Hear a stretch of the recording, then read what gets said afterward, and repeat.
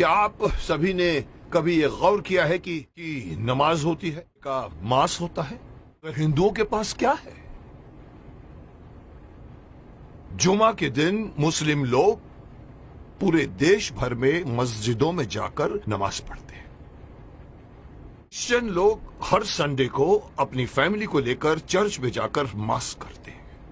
हिंदू क्या करता है? किसी ने गौर किया है आज तक? और फिर हम शिकायत करते हैं कि हमारे में एकता नहीं है। मुझे कल एक डिस्टर्बिंग चीज देखने को मिली टीवी पर। विश्लेषण करके मुझे बताया गया है, मैंने देखा कि पूरे वर्ल्ड में 190 करोड़ मुस्लिम्स हैं, मुस्लिम राष्ट्रों से मिलाकर। हिंदुस्तान में 100 करोड़ हिंदू हैं, लेकिन वो 190 करोड़ मुस्लिम एक कॉल पर इकट्ठे हो सकते हैं, हो जाते हैं। अगर मैं सिंपल वे से कहूं, एक सीटी मारते ही सब लोग एकजुट हो सकते हैं। क्रिश्चियन लोग मिलकर एक दूसरे से फोर्स बन सकते, लेकिन हिंदुओं का क्या भाई? कोई हिंदुओं के पास में कोई एक ऐसी मैकेनिज्म है जिसके द्वारा पूरे 100 करोड़ हिंदू जाने एक दूसरे को? अरे साहब, नेक्स्ट फ्लैट में कौन रहता है हमें ये भी नहीं पता होता। मुंबई सिटी या हर सिटी की ये बात है। मैं ये कहना चाहता हूं कि हिंदुओं को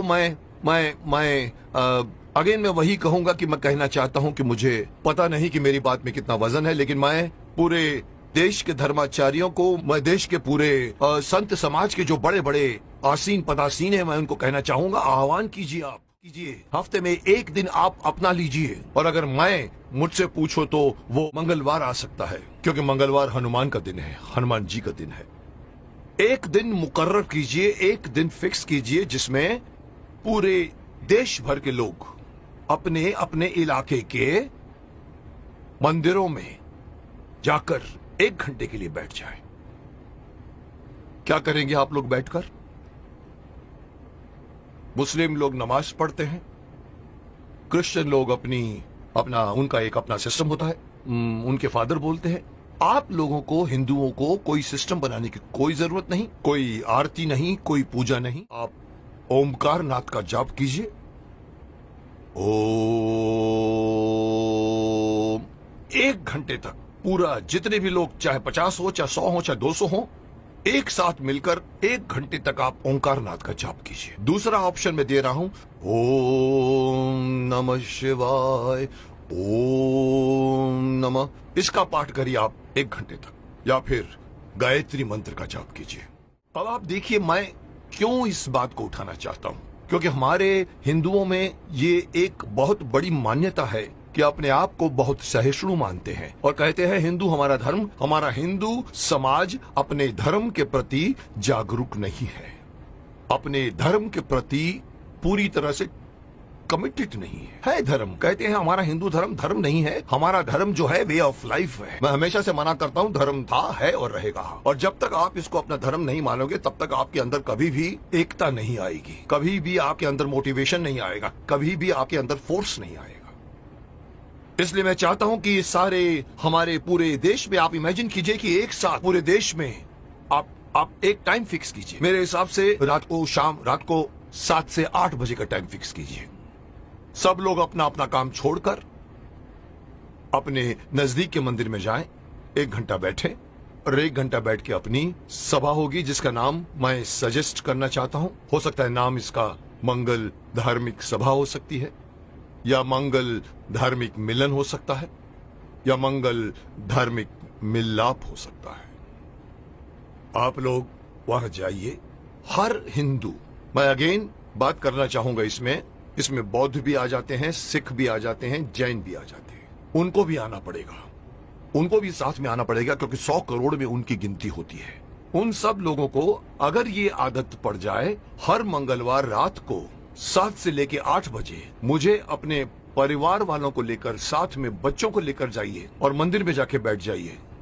एक मेडिटेशन की तरह से आप लोग बैठकर वहां पर एक सभा कीजिए।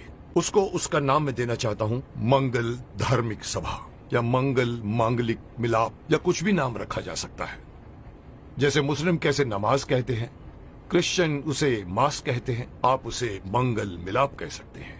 वहां आइए, आप देखेंगे आपका पूरा देश, आपके पूरे देश के 100 करोड़ हिंदू कितनी जल्दी एक दूसरे के साथ एकजुट हो जाएंगे, जिसका इस वक्त, इस कॉन्टेम्पररी आजकल आप देख रहे हैं जिस तरह के माहौल बन रहे हैं, उसमें हमारे हिंदुओं पर लोग एक तरह से हंसते भी हैं। उनको पता है कि ये लोग कोई मिलने वाले नहीं हैं, लेकिन अगर ये होना शुरू हो जाएगा तो आप सही अपने इर्द गिर्द के लोगों को सिर्फ जानोगे नहीं, पहचानना शुरू कर दोगे।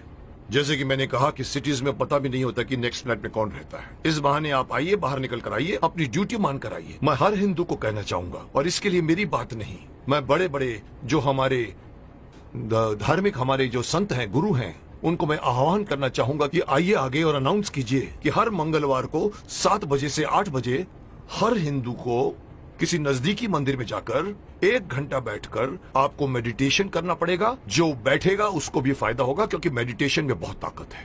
और दूसरा फायदा यही है कि आप लोग मिलोगे, एकता करोगे। और इस वक्त हिंदू समाज का एकता में आना बहुत ही अत्यंत आवश्यक है। मैं नहीं बताना चाहता, लोग सब समझते हैं कि मैं क्या बोलना चाहता हूं, लेकिन हिंदू समाज बटा हुआ है। जुट और नंबर्स में ताकत हो। हिंदू से निकलकर सिख, ये बौद्ध, ये जैन, इस बहाने साथ में आइए, क्योंकि आप पहले हिंदू हैं, उसके बाद में आप सिख हैं, उसके बाद में आप बौद्ध हैं, उसके बाद में आप जैन हैं। मेरी एक छोटी सी गुजारिश है कि मैं अपनी तरफ से सलाह देना चाहता हूं कि देश भर में कुछ ऐसा कानून बनाया जाए, ये कानून के दायरे में हो या पता नहीं धार्मिक दायरे में हो, लेकिन ये किया जाए, और तब जाकर दोबारा कोई ये नहीं कह सकेगा कि 100 करोड़ हिंदू बटे हुए हैं। क्योंकि हर मंगलवार को एक मांगलीय रूप से मिलते हैं और एक दूसरे के साथ आप बातें कीजिए, मिलते रहिए, लोग एक दूसरे को पहचानना शुरू कर दोगे। मैं हर हिंदू को इस बात से आगाह करना चाहूंगा कि अगर आप अपना फायदा चाहते हैं, अपने देश की भलाई चाहते हैं, अपने समाज की, अपने परिवार की भलाई चाहते हैं, तो एक होइए। और इससे आगे बढ़कर एक और बात कहना चाहूंगा कि धर्म को धर्म मानिए, यह मत कहिए कि वे ऑफ लाइफ है। और तीसरी बात, अपने बच्चों को अपने धर्म में इन्वॉल्व कीजिए। मैं अक्सर देखता हूं कि माँ बाप मंदिर में जा रहे होते हैं और छोटे बच्चे मम्मी से कहते हैं कि मम्मी मम्मी मम्मी मेरी सहेली मुझे खेलने के लिए बुला रही है, और माँ कहती है जा मत कीजिए। आप उस बच्चे का हाथ पकड़िए और बोलो चलो इस वक्त मंदिर जाना है। ये हर मुस्लिम करता है, ये हर क्रिश्चियन करता है, हिंदू क्यों नहीं करता? इसी का खामियाजा भुगत रहे हैं आप। बच्चों को बचपन से गीता पढ़ाइए, बच्चों को मंदिर लेकर जाइए। 1 घंटा जब भी आप मंदिर में जाते हैं, विजिट करते हैं, बच्चों को साथ में लेकर जाइए, ताकि धीरे धीरे वो अपने देवी देवताओं को पहचानना शुरू करेंगे और एक हो जाएंगे। अब कोई मुझसे पूछेगा सर आपकी ये बात क्यों माने हम लोग, आप होते कौन हैं हमें ये बात कहने वाले? तो मैं सिर्फ शक्तिमान का एक डायलॉग आपको बताना चाहूंगा, जिसमें पूछा था कि आप कौन हैं, तो वो कहता है कि ना तो मैं कोई अवतार हूं, ना ही कोई फरिश्ता, बुराई का दुश्मन हूं, सच से है मेरा रिश्ता। दुश्मन मेरे बुरे लोग नहीं, बुराई है। अगर बात मेरी मानोगे तो इसमें तुम्हारी भलाई है।